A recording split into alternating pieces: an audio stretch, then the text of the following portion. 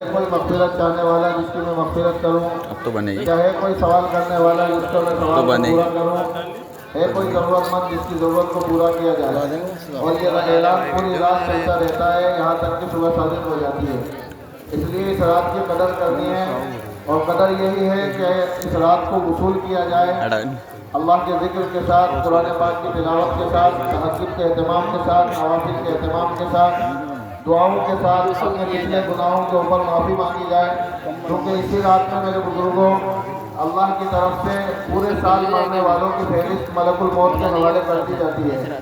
ہم میں سے بہت سارے پچھلے سال موجود تھے لیکن اس سال موجود نہیں ہیں، اور اس سال کی لسٹ میں اور فہرست میں ہم میں سے کس کا نام آ چکا ہے یہ بھی ہم نہیں کہہ سکتے. ہمارے حاجی عرفان صاحب الحمدللہ اللہ پاک ان کی مغفرت فرمائے، کرمٹ کرمٹ چین سکون راحت اطمینان نصیب فرمائے.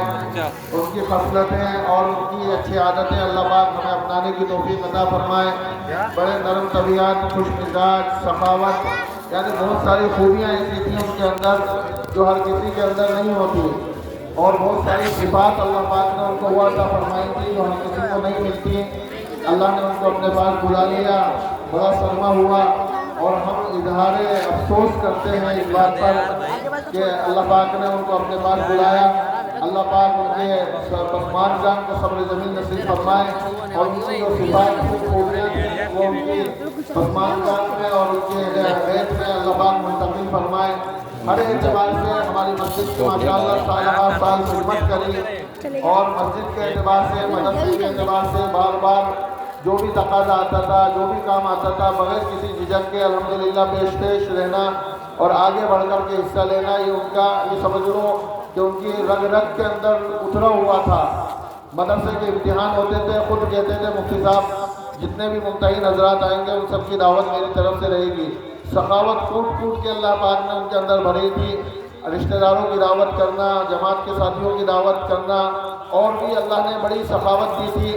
یہ ہر کسی کو نہیں ملتی، ہمیں اپنانا چاہیے. ہمیں تو بڑا صدمہ ہوا، میں یہاں موجود نہیں تھا، تقریباً 450 کلومیٹر تھا، اگر آس پاس ہوتا تو میں ضرور آتا. لیکن اللہ کی ایک مرضی ہوتی ہے، ایک وقت مقرر ہوتا ہے. ان اجل اللہ اذا جاء لا یؤخر لو کنتم تعلمون. اللہ کا مقرر کیا ہوا وقت جب آ جاتا ہے تو اس کے اندر کوئی آگے پیچھے ہونے کی گنجائش نہیں ہوتی. ہمیں معلوم نہیں تھا کہ ہم نہیں رہیں گے. ایسے ہی بزرگوں ہم سب کو ایک دن اللہ کے پاس جانا ہے، کون کب چلا جائے کچھ پتہ نہیں ہے. آج اللہ پاک ملک الموت کے حوالے فہرست تیار کر کے دے رہے ہیں. اب آج کی اس رات سے لے کر اگلے سال کی اس رات تک، جو یہ رات ہے شب برات، اس رات تک جتنے مرنے والے ہیں ان سب کی فہرست ملک الموت کے دی جا چکی ہے. ہم میں سے بہت سے ایسے ہیں جو میرے بزرگوں اور دوستوں مکان بنانے میں لگے ہوئے ہیں، اور اپنی عیاشیوں میں لگے ہوئے ہیں، کھیل کود تماشے میں لگے ہوئے ہیں، لیکن ملک الموت نے ان کی موت کا وارنٹ جاری کر چکے ہیں، اور اللہ کے یہاں سے ان کی گرفتاری کا وارنٹ جاری ہو چکا ہے. اس سال کے کسی بھی مہینے میں، کسی بھی دن کے اندر وہ اللہ کے پاس چلے جائیں گے. اس لیے سمجھداری، عقل مندی کی نشانی یہ ہے کہ ہم آخرت کے لیے تیار رہیں، اپنی آخرت کے لیے ہمیشہ تیار رہیں. آج کی رات ہے، مبارک رات ہے، اللہ سے جو مانگیں گے وہ اللہ دے گا. اپنی تمام تر سب سے بڑی، ہماری دنیا اور آخرت کی سب سے بڑی ضرورت یہ ہے کہ اللہ پاک عافیت کے ساتھ، سلامتی کے ساتھ، اور ہم سب کا کامل ایمان پر حسن خاتمہ فرما دے، کلمے والی موت نصیب فرما دے، اپنی رضا والی، اپنے تعلق والی موت ہمیں نصیب فرما دے. ناراضگی والی موت سے اللہ پاک ہم سب کو بچا لے. اس کو اللہ سے مانگنا ہے کہ اللہ پاک اگر اس سال کے مردوں کی فہرست میں تو نے میرا نام لکھ دیا ہے تو اللہ جب بھی میری موت آئے تو تیری رضا کے ساتھ میں جا رہا ہوں. تو مجھ سے، میں اس حال میں مروں کہ تم مجھ سے خوش ہو، تم مجھ سے راضی ہو، اور ایمان کی حالت میں حسن خاتمہ میرا ہو، اور اچھائیوں کو کرتا ہوا، اچھائیوں کو پھیلاتا ہوا میں دنیا سے جاؤں. اس کو اللہ سے خوب مانگنا ہے. اور اس کے علاوہ جو بھی اپنی دیگر ضروریات ہیں، ہر شخص اپنی ضرورت کو خوب جانتا ہے، اللہ سے مانگے. آج کی رات برات کی رات ہے، شب برات اس کو اس لیے کہا جاتا ہے کہ یہ برات کی رات ہے، اور برات کے معنی چھٹکارے کے ہیں، نجات کے ہیں، خلاصی کے ہیں، رہائی کے ہیں. اللہ پاک اس رات کے اندر شب کے معنی فارسی کا لفظ ہے شب، اور رات کو کہتے ہیں شب برات، یعنی چھٹکارے کی رات، نجات کی رات، رہائی کی رات۔ تو اس رات کو لیلۃ البراءۃ عربی کے اندر کہا جاتا ہے، یعنی چھٹکارے کی رات اس لیے کہا جاتا ہے کہ حضور پاک صلی اللہ علیہ وسلم نے ارشاد فرمایا اس رات کے اندر اللہ پاک قبیلہ بنو کلب کے بالوں، بکریوں اور بھیڑوں کے بالوں کی تعداد کے برابر اللہ پاک اپنے بندوں اور بندیوں کی مغفرت فرماتے ہیں، جہنم سے آزاد فرماتے ہیں۔ ایک بکری کے اوپر کتنے بال ہوتے ہیں کوئی اس کو گن نہیں سکتا۔ اور قبیلہ بنو کلب جو ہے وہ مدینے کے اندر ایک قبیلہ تھا جو سب سے زیادہ بکریاں پالا کرتا تھا۔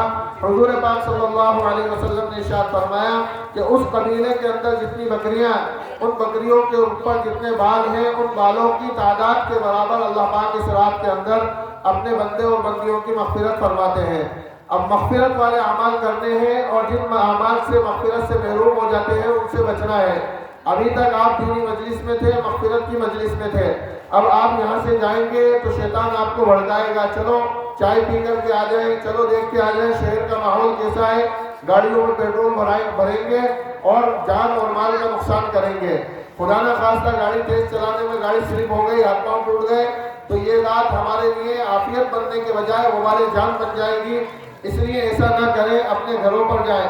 دیکھو ایک بات میں اہم عرض کر رہا ہوں، حدیث کی بات ہے، اگرچہ ہمیں بری لگے گی، مسجد کے اندر عبادت کرنا، اجتماعی طور پر عبادت کرنا اس رات کا کوئی عمل نہیں ہے۔